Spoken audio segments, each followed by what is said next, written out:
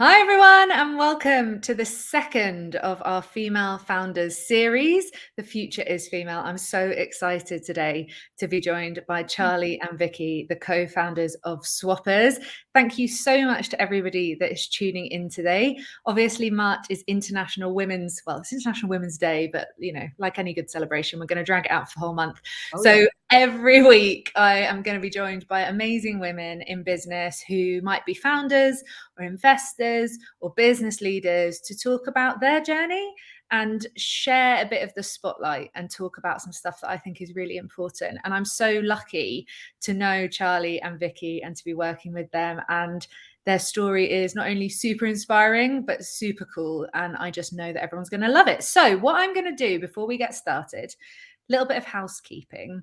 You will see comments under this event. Please don't leave us hanging out here on our own. There's nothing like being on a live and thinking, is anybody out there? So if you are there, let us know. If you've got questions, drop them in the comments. We'll be able to see them. I'll be able to ask the ladies questions. Anything that you think of, please get involved. And please do make sure to go and follow Charlie and Vicky. You can see their names on screen as well, but don't do it yet because you'll lose us. So stay for a bit and do that at the end. So before I dive into all of the questions that we've already had a chat through, this is the problem. Before you go live, you have a chat, and then I'm like, oh, this is all the good stuff. We need to stop talking so we can tell everyone. For those of you that don't know me, I'm Jackie Patton. I'm the MD of Inkblock Creative, and I'm also the founder of Greenhouse Jersey, which is a community for business leaders and people that are growing their businesses. And I'm going to throw it over to you, Charlie and Vicky, to intro yourselves, because I always think it's a bit awkward when somebody else does it. So can you tell me a little bit about who you are and where you come from? Yeah, so I'm Charlie, co-founder at Vicky, co-founder at Swoperz. I'm Vicky. So what is Swoperz? I guess you guys want to know. So Swoperz is a subscription-based pre-love resale clothing marketplace with a difference. It's run by kids and managed by grown-ups. We've not been business owners before, so this is something that's very new for us, but it's been a very exciting journey, to say the least, over the last 2 years. That's amazing. So your business started 2 years ago and you're currently in the process of kind of closing your first round of investment. Is that right?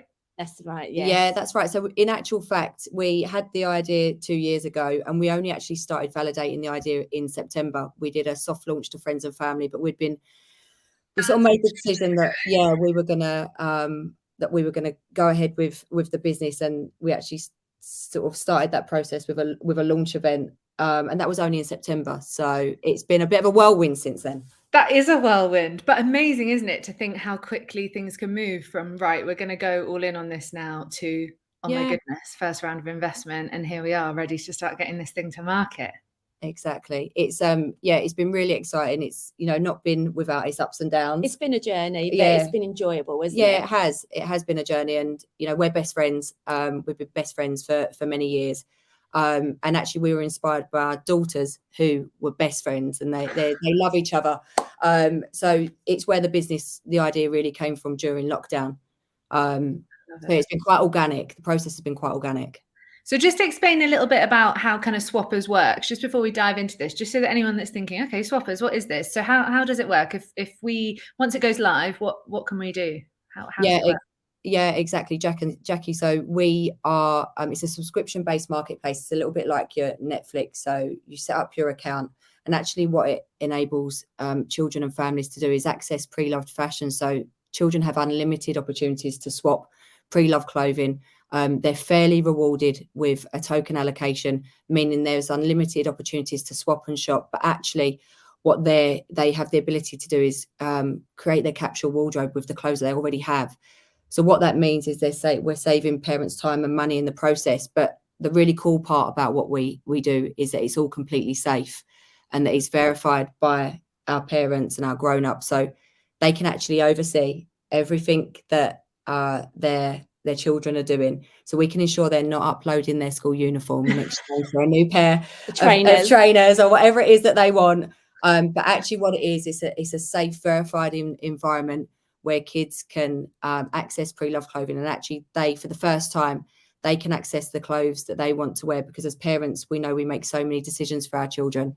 And we really want to empower our children to wear the clothes that they want to wear. So if you're having a tutu day, that's awesome. If you're having a football kit day, that's also awesome. But I love this idea as well, because I don't have kids, but like I know the hassle of like, I've got a jumper, I'm not wearing it anymore, I'm going to load it onto eBay. By the time I've taken a bloody picture of it, which no doubt looks rubbish, and loaded it up, then they tell me it's worth like 2p, and then I've got to pay postage, by which point I should have just given it to charity. So this idea of like no monetary exchange, but the swapping element is just so cool, because it gets rid of all of that hassle, doesn't it?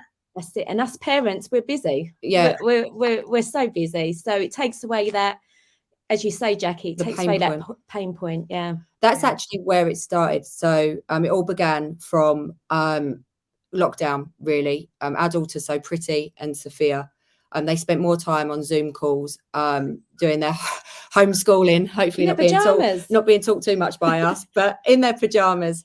And actually what they did, they grew out their wardrobes so quickly, and it was really apparent that the cost of replacing them was just going to be huge. It was a waste. I think where they wasn't wearing the clothes, and they just seem to grow out of them even more quickly, didn't they? Yeah. You're more aware of it, aren't you? Because you're just in the house looking at it all the time. Absolutely. Yeah, and actually we were a little bit like you said, the hassle of sharing them on other pre-love marketplaces was a little bit too much. But then we felt that we weren't really fairly rewarded for the type of items that they were, and we just had bags of clothes left in the hallway.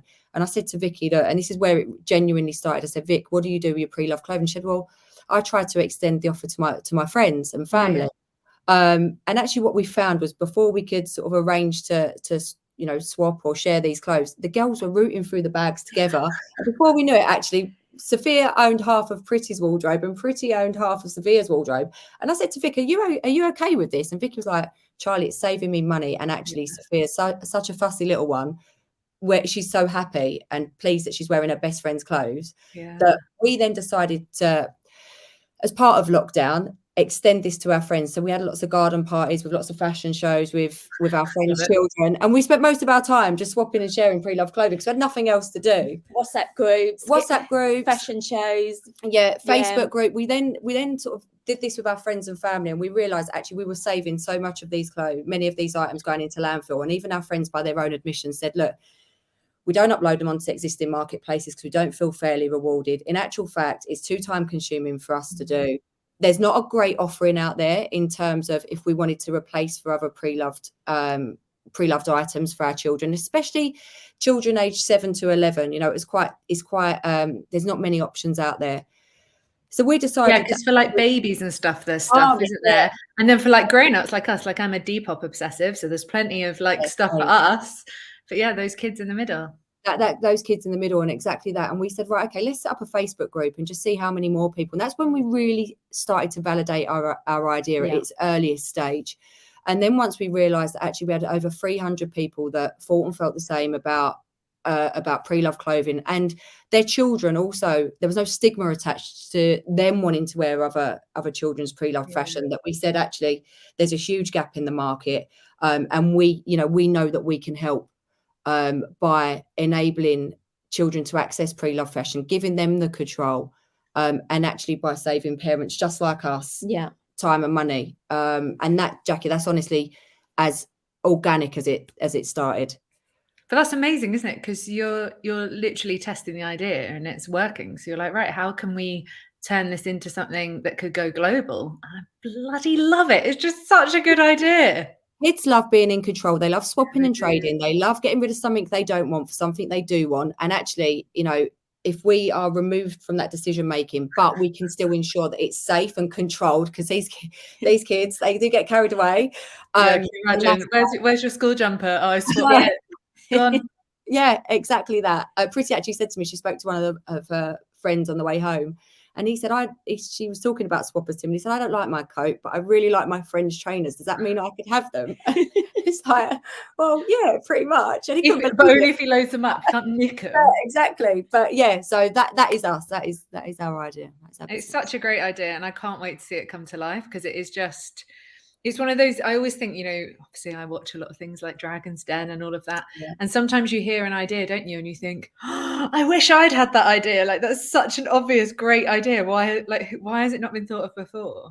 I just think it's going to be I think amazing. that what you just said there about an obvious idea is actually what we thought. Why can't kids do this already? How do they access pre-loved fashion? So that's boot sales, that's charity shops, that's hand-me-downs. And, you know, whilst certain generations, so you kind of get to that university age and it's cool to go to a charity shop, you want to find some unique. And everyone's broke, so you're all doing it together. You're all doing it together. But as a kid, they're so focused on image, they're so trend-led in terms of like what their friends have got. And they have no way of expressing themselves through fashion directly. And that is really, really special because, you know, fashion has been used for many, many years as part of an expressive culture. So, and they love doing everything online, don't they? So although they've got the charity shops, boot sales, they want to do it online. If you're 10, you're not going on your own, are you? You'd still have to go with your mum or your dad or whoever your grown-up is. And yeah, I love it. And I think the idea as well that you're educating them then, aren't you, from young about actually how cool it is to keep reusing things, and that like it's not good to buy something and wear it once and bin it. Where does that go? All that stuff. It's like that subliminal learning that they're gonna get. Their habits, teaching them these habits as early on as we can. Yeah, because it was really interesting. We started to ask our children actually. So I said to Pretty, what do you think about fashion? What did you do with your clothes when you no longer want them? And she went, sometimes we give them to people. She went, but I know they end up in a hole in the ground. And I was like, oh, okay. What do you think about leaving the lights on? Oh, must not do that. Must not do that. You know, that's bad for the environment. Okay, how about running the tap when you're brushing your teeth? And she's like, no. Yeah. That's things that you've been told. Yeah. Recycle. They know recycle. They know about investing in, you know, more sustainable cars or things. All these things that are better for the environment. When you talk to them about overconsumption and you talk to them about fashion and how that contributes to the impact of the environmental impact of fashion and what that actually looks like, they have no idea. No idea. And that's where we know that we can use this start that conversation and start that conversation. Exactly that. Oh, it's going to be so good. I love it. So we've talked a little bit about you guys and how it came about and your girls and kind of what led you to becoming founders. But when I was setting up this series, I asked everyone that I asked to join me to think about what the biggest piece of advice they would give either to, I just eat them a bit of fluff. Ugh, that was nice.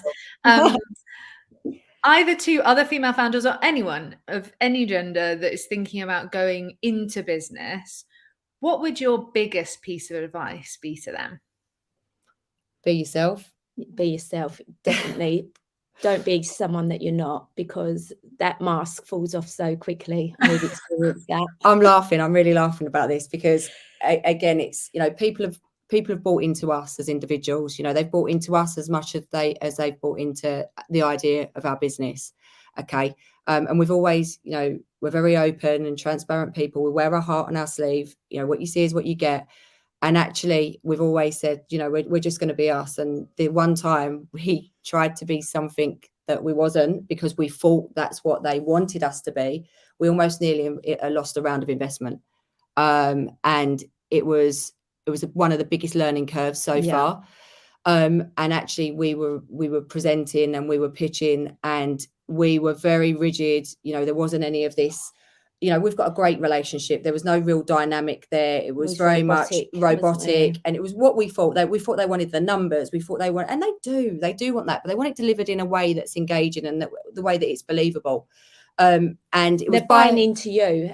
At the end of the day, these people are buying into you. So if you're not being genuine, they can see right through that, and they want to know why. So it's best to be yourself. And you've got to remember as well, like we're going to have a working relationship with whoever these investors are. They have to understand who we are, our dynamic individuals, you know.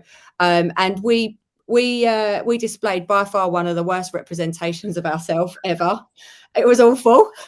And we vowed never, ever to do that again, because actually, you know, the feedback was, girls, what was that? So yeah, thankfully it's worked out okay in the end. But what our biggest piece of advice is, whether you're going into a networking event, whether you're working with your developer, whether you're trying to onboard an investor, whether you're trying to collaborate, whatever that might be, just be you. Yeah. Just be you. But it's hard to do, isn't it? Because like I remember when I started Inkblot, I'd come out of a corporate background And you hit on it, Vicky, that idea of you're trying to be something you think that they want to see. Yeah. And when you've not run a business before, you think that, oh, well, this is what business is like. And you have to be a business person and you have to talk in a businessy way. Words. And it's so hard, isn't it? And then suddenly you realize, well, hold a minute, who are the people I like working with? They're the people I have a relationship with. Yeah. And you become close to people because you want to see them win and you want to help. So you can't do that if they don't know who you are. Exactly. You get more out of those relationships if you're yourself, don't you? Yeah, and we've built some fantastic relationships from some early mentors, some people that we met in networking events when we didn't even know, when someone said, what is it you do? And we told them everything other than what we did. When they probably didn't know what we did. But yeah, people that we met in early networking groups, you know, we've had so much support from people, and we've built some fantastic relationships. And if I'm completely honest, that is what has got us this far so quickly, because it's just building some really solid foundations with great people. But what's amazing is that, you know, I think especially any women that are listening to this, the world of business is still very masculine. Yeah, I know that, you know, I very often will be the only female presenting person in a room. Yeah. And that can be a bit intimidating, even if you're like all of us and a bit bolshy and up for it anyway. You still get that little bit, don't you, where you think, oh, like, am I meant to be here? Is it right for me to be here? Imposter syndrome. It does a little bit, doesn't it? It like kicks it off because you start to think, oh goodness, like, should this be a space I should be in? So you've got to figure out how to do that, right? When you're in a space like that and you think, is it right? Should I be here? Oh, there's no one else that's like me here. I feel like sometimes I start to tone myself down a little bit. Yeah. And I start to change, and I very quickly start to think, hold up, you know, where's Charlie gone? Get back in the room, you know, and be all of those things, whether it's, you know, it's confidence, not aggressive. It's all of those things, you know, be confident in and have faith in what I'm saying and what I'm doing. Because you do, and only yesterday we were talking about this, but you do start to try and change. And then I go back to this moment and that investment moment. I think, no, can't do it. No, be yourself. Be yourself. It's such good advice. And it's funny, isn't it? Because it's really obvious. But it's the kind of thing that it's obvious until it doesn't go well. And then you're like, oh, we've missed that. And we've got to make sure we're doing it. 100%. I love it. It's such a good bit of advice. So we've talked a little bit about Swoperz, and we've talked a little bit about kind of what advice you'd give founders. But what about the things that can go wrong, the hard things? What do you think might be the biggest pitfall that a founder can fall into? Not understanding the why. I think that was one of the earliest things that we started to understand was you have to understand your audience. Yeah. Why you're doing it? What are your motivations? What problem are you trying to solve? How can you best validate that without hemorrhaging time and money?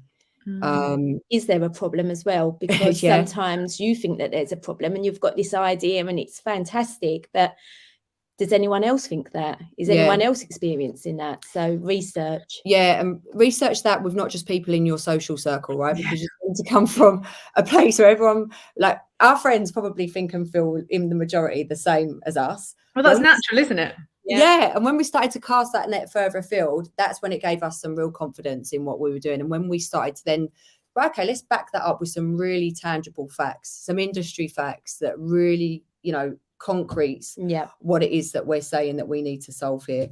And I would say before you even think about investing money, whether it's tech or a product, whatever it might be, sit yourself in front of someone that can challenge you and ask you those questions. Also read the book, The Mum Test. Yeah, the Mum Test. That was really inspiring. That was good. Yeah, valid. And that was an early one of our early mentors that just said, just do some basic reading, you know, read the Lean Startup, read the Mum Test, understand the why. And we did all of that. Yeah. And I think a lot of people venture into this and they skip those really important steps. I'm not saying you've got to sit there and, you know, be a bookworm for the first 3 months, but in actual fact, what you've got to do is listen. You've got to listen to people around you. maybe seek some advice from someone that knows a little bit more than yourself, because we're not experts. But what we've done very, very well is onboarded a great team and listened and onboarded that information, and then shared that information, right, to people that are in, that are even at earlier stage founders than us. I'm going to play devil's advocate here as well, though, as we say. There's always a lot of people giving you their opinion. Too much. Sometimes it's the experience you need to listen to. And it's okay to take someone's opinion, but not everyone's in the same sector or experiencing the same problems.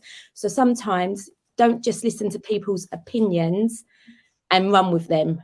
Once again, research it, make sure what they're telling you is correct. And also people's opinions are based on their own experience, isn't it? So like, I remember when I started my business, the amount of people that said to me, well, why would you leave a big corporate job to do that? What about your pension? And if I'd have listened to all it, well, that was a standing refrain. What about your pension? What pension? But okay. But like people, but that's coming from a place of the people asking me that are people that are thinking, God, I've worked for this company for 20 years. I could never imagine the insecurity of that. So it's valid. But if I'd have listened to that, I would never have done it. Yeah, but because it wasn't right for me.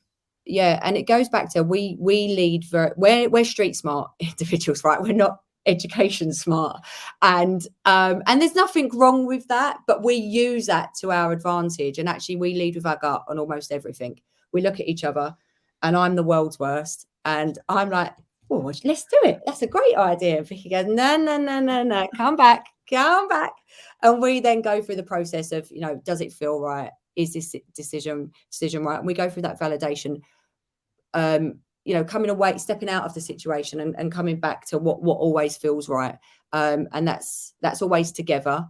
But yeah, you've got to lead with, your own intuition. Yes, absolutely. As well. You've just mentioned there about, like, obviously there's two of you co-founders. Yeah. Do you think that has been like integral to getting to this point, the fact that you've got two of you together? I think so. I couldn't do this without Charlie.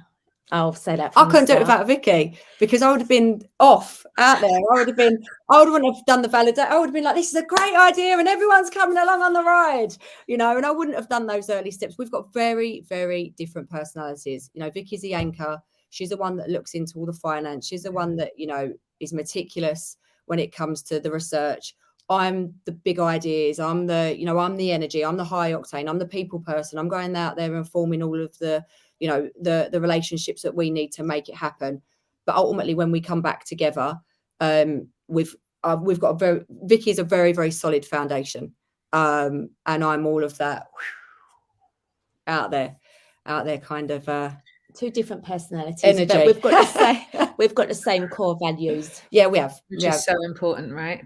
And when you say core values, it's very, very funny. But when I met Vicky, I was like, "Where are you from?" She was like, "Dagenham." I was like, "Okay." "Where do you live?"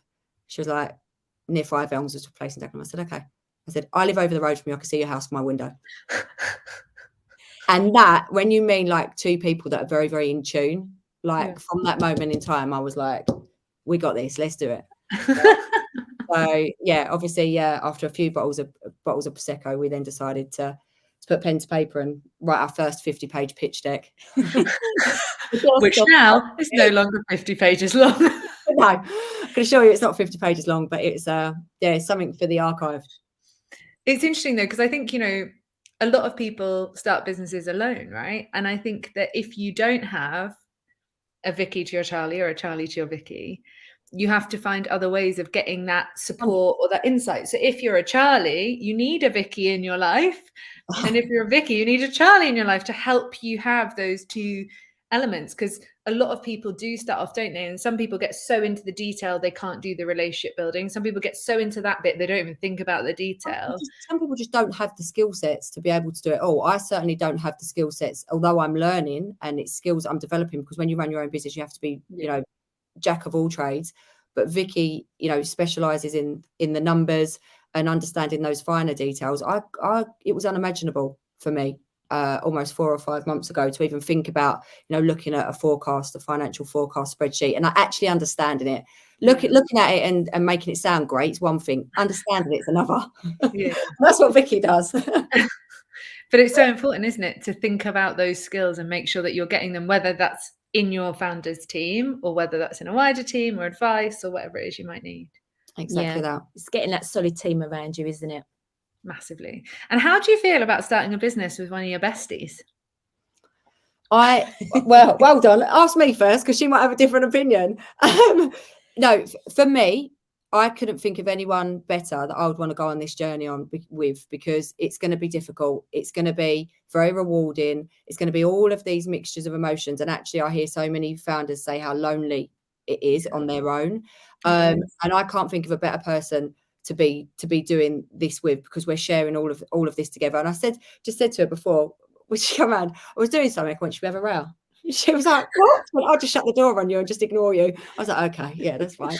But we always play with that. We play with our relationship. You know, Vicky understands me the way I am, you know, the personality that I've got.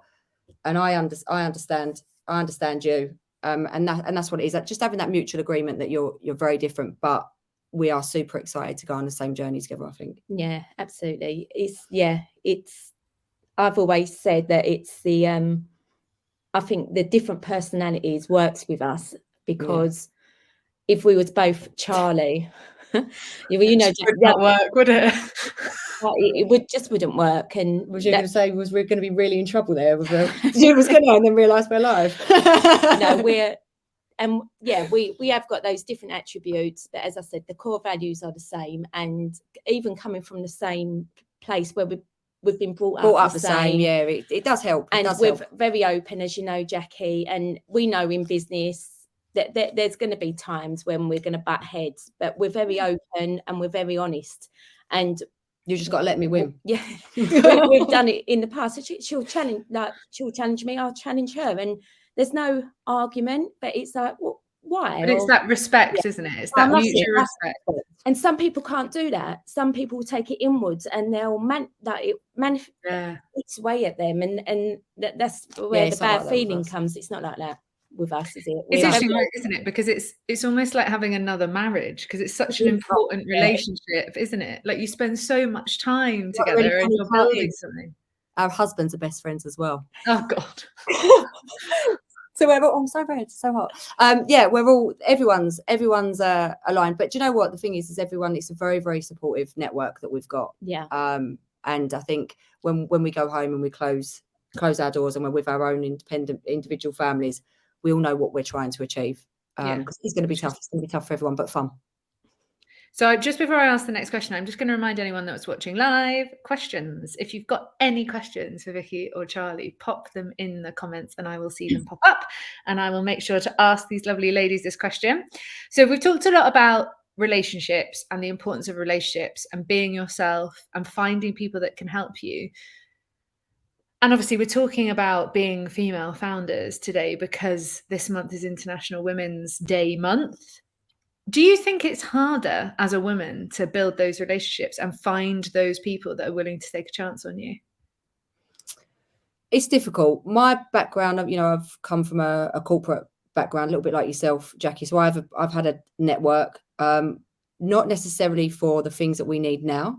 I've been out there, you know, a salesperson by nature. So I understand what it is to go out there and hustle, right? For Vicky, it's very different. I've been a stay-at-home mum for the last 14 years and absolutely loved it. One of my first networking events, I almost had a panic attack. I think my hands are sweating. Yeah. And just thinking, how am I going to go into these? How can I talk to these people? School mum's absolutely fine, but being in that professional arena, I was honestly so scared. And after I had a pep talk from Charlie, get in there. I can imagine Charlie being like, come on, girl. Let's go. A couple of deep breaths. And after that first event, I thought, do you know what? I can do this. It's okay. And what's the worst that can happen? Yeah, nothing. And I think the challenges come around not having the networks necessarily, especially for someone like Vicky, stay-at-home mum, not having the finance, you know, not being able to finance this. You know, if you've got a partner that's not necessarily supportive or not in a position to be able to support, you know, I'm lucky we've bootstrapped the project till now. And that's, you know, been my part of the deal is that, you know, I've bootstrapped, but you know, you don't always have access to those things. And then it becomes, you're in a technology space, right? Okay. That can be quite daunting for women. And when you go to tech companies, you're talking to men. You're talking to, and that's quite commonplace. Although we found a lovely company, a company at Six Berries, where it's a real mix. But typically, you know, when we first set out, we were talking to, it was a very male-dominated arena. So they're the challenges, because you don't have all those skills. And, you know, we can talk about our husbands, and they're great networkers. They've got lots of friends, they know lots of people.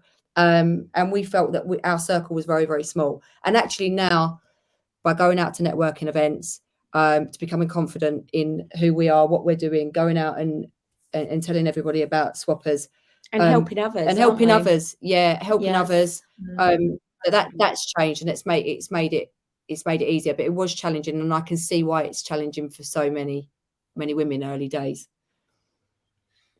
And what about your investment journey then? Do you think that, you know, we all know the stats around how much investment goes to women and female founders? I think it's something like 2% of all VC funding, Right. 2 to 3%, which is nuts, isn't it? And the question I always get off the back of that is, but how many women are actually going for it?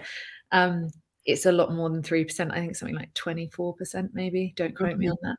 Yeah. So have you felt that your gender has had an impact, or have you noticed anything during that journey? Well, I think it's more our personality, where we won't let anything hold us back. But Yeah. not everyone's like that, obviously. So with our experience, I don't think it's held us back. I don't think it's held us back, but actually it's really interesting that you asked this question. Obviously, it's in International Women's Day, or week, as we've liked to call it.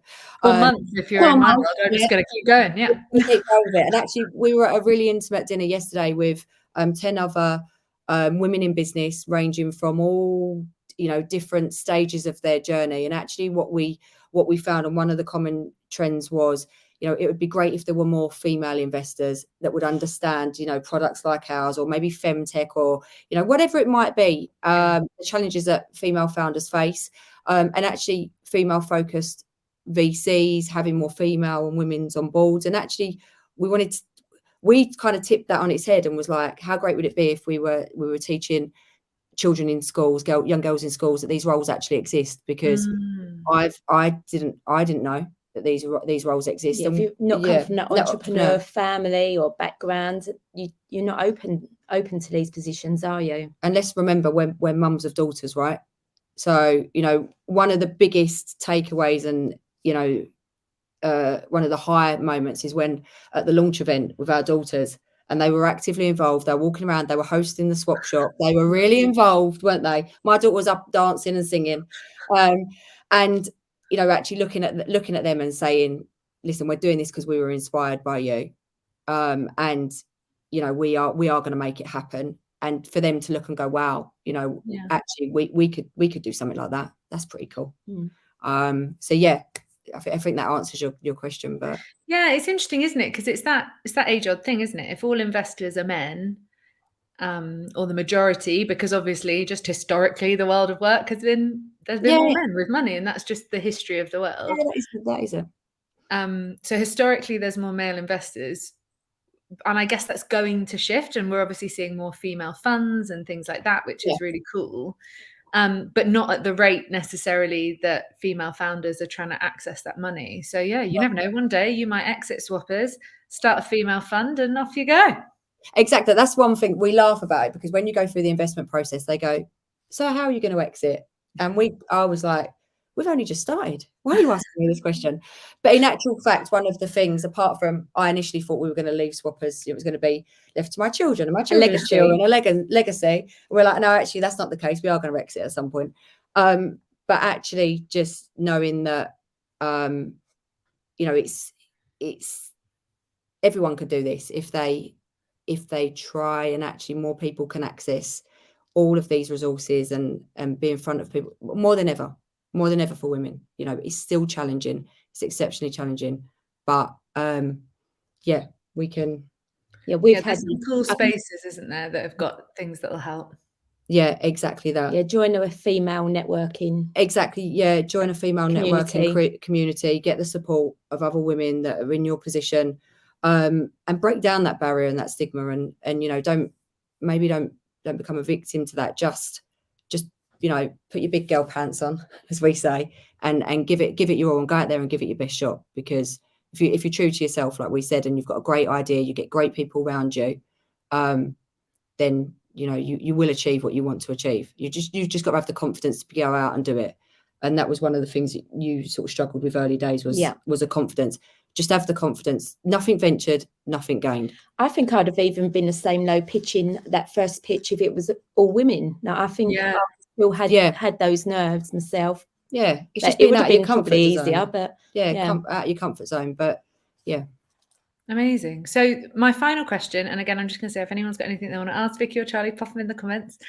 So International Women's Day this year, there's a couple of themes floating around. One was embracing equity.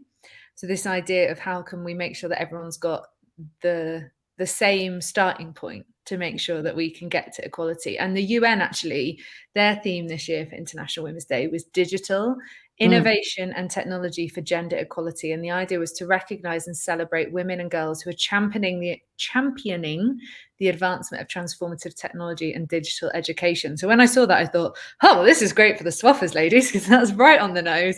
So thinking about that, thinking about kind of the themes this year, what do you think would be the number one thing that would make the business landscape more equal for women? I think education from an early age. Yeah, I think so. Yeah, education's huge. And even just, some of the network, like we were really, really fortunate early days to have some mentors that give us their help completely free of charge. And we never, ever expected that. But what they wanted to do was give back. They were people that had already achieved greatly in their lives and they wanted to give back. And I think that if everybody had, if there was more, for instance, like Bibles, directories of the things that you need, like what is a pitch deck? How do you validate your MVP? What is your why? Your all of those things, even a financial model. Finance was such a big thing for us. The terminology had to make a pitch deck. Yeah, the terminology was tough.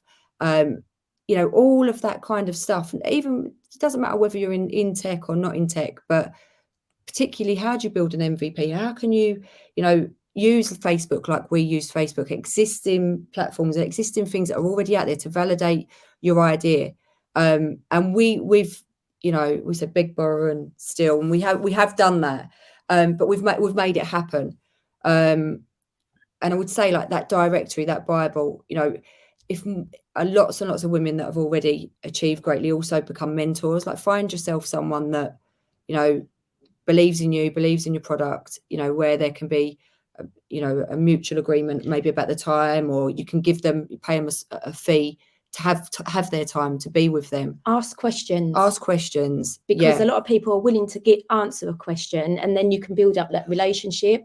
You've not always got to ask them to invest, but ask them a question. And women are great at that. Women are great at standing around and having a chat and having a question, like answering questions and just giving support. And that's some of the beauty of the female founder networks that we're already in. No, there's not a silly question. You don't feel embarrassed asking questions. You can just kind of ask freely. It's safe. This is quite a safe space to do. And I would just say try and find your tribe of other people doing the same thing as you. At the same stage. And then you'll find a lot of comfort in that. And actually what you'll find is your knowledge will grow. But it is around education. It's interesting, isn't it? Because, you guys aren't from an entrepreneurial background and loads of money and cash. And we've talked about this before. I'm the same. And I think it's that idea, isn't it? When you think, oh, right, we're going to start a business where we're going to need investment. And you're thinking about men in boardrooms in fancy suits in the city of London. You're thinking, how the bloody hell am I going to get in there? But rather than aiming for that, like you say, there's so many amazing groups, so many amazing people out there. And the joy of the years we're living in, you just get on the internet and Google it. Stuff will come up, right? Community is but community is so important, like especially for what we're doing in that like mum network. Community is massively important. People ask us all the day, come and host a swap shop, come and, even from an education perspective, working with school PTAs. Once people know what you're doing and you've got the confidence to articulate it properly, you've got confidence in it and you believe in it, people gravitate to you as well. And community is a big thing, but accelerators are a great starting place, a really great starting place. So, And there will be people that have asked the questions you've asked before, right? So there will be people out there that can answer it. yeah, exactly. But your questions and your needs do change as you go through the stages. Like our needs and our changes, our wants are very different to what they were even 6 months ago. Yeah. And you've just got to be prepared to grow yourself, to go through so many different experiences and change at each point, because what we needed from a networking group 6 months ago is not what we need now. And that's something that you've got to kind of recognize when things are not working, or you're not getting the best ROI, you're not getting what you need, and then to be able to pivot quite quickly and go, actually, right, no, we need to mix that up as well. Well, that comes back to that why you talked about, right? You have to know what you're aiming for and why you're doing it, and then you make those decisions based on that. Yeah. And as you grow, you learn more, and then you can give a little bit back, and then you can find people that can and it's that cycle, isn't it? Which is really exciting. Yeah, and we've met so many fantastic people. You know, we've met people that we call friends in this process. And you know, we don't know what's written in the stars. We don't, but what we can say is we've met some awesome people. And actually, sometimes I make intros to people just because they're two cool people. Yeah, like, you're cool. You're even cooler. Let's go. Like, talk. yeah. You just never know, do you? What will come of it? Never know. And I think that's the beauty of the space that we're in as well. This kind of entrepreneur world that we live in. It's cool to just mix with cool people. Is that you what never know what happens? Kim said yesterday? Years ago, people held on to their networks like in their black black book, like held it so tight, and no one was gaining. But now people are a lot more open to share those share those networks, because you never know when that person might come back round and help you. Yeah, some panel discussions as well are great. Like, we listened to a panel discussion yesterday at a networking event, and it's just it's so inspiring. Some people, like, I would urge people to listen to as many people's journey as possible, because you'll be able to relate to some and you won't to others, but then you'll get further down your journey and you'll think, that's why they said that. So yeah, just listen, have your ears out, listen, have your mind open, and just enjoy meeting some really cool people. And while we're talking about that, let's give a shout out to some of those groups and things, because I think it's really, if anybody's listening and they're thinking, oh, where, like, which groups? So Diversity X for underrepresented founders. Female Founders Rise. Female Founders Rise, that's a great one. Yeah, Entrepreneurs Collective is a fantastic great one that we spent some time with yesterday. Yeah. And they're all trying to change and shape the space, you know, to make it better for everybody, not just female founders, but everybody that's trying to raise, whether it's from a diverse minority group in all kinds of, of underprivileged founders. And they're all trying their very, very best to make this journey easier and more accessible for as many people as possible. So definitely go and check those groups out, see what's going on, sign up to their newsletters, just start looking at their content, because you never know, there might be an event going on. Like, I'm a member of Albright, and every so often they'll just be like, oh, there's this event. And you think, well, I'll just go along to that, or I'll Zoom into it. And you just don't know what you'll learn. So definitely get involved with everything that's happening. Well, the thing is, as well, if you're not attending, if you stay in little old Rayleigh with me and Vicky, no one would know what we're doing. No one would know. We wouldn't learn. We wouldn't grow. Get out there.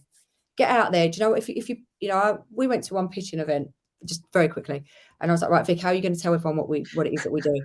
Vic's like, I'm going to tell it this way, and I went, right, I'm going to go over the room and I'm going to tell it that way, and we'll see what gets the best response. Even if you don't really have it clear in your mind, get out there. That's like the only way it's going to make sense to you, is if you go out there and just do it. Just go and talk and get people's feedback. And a lot of these events as well, I'm going to point out, are free also, the Zoom and the webinar. Definitely worth having a look.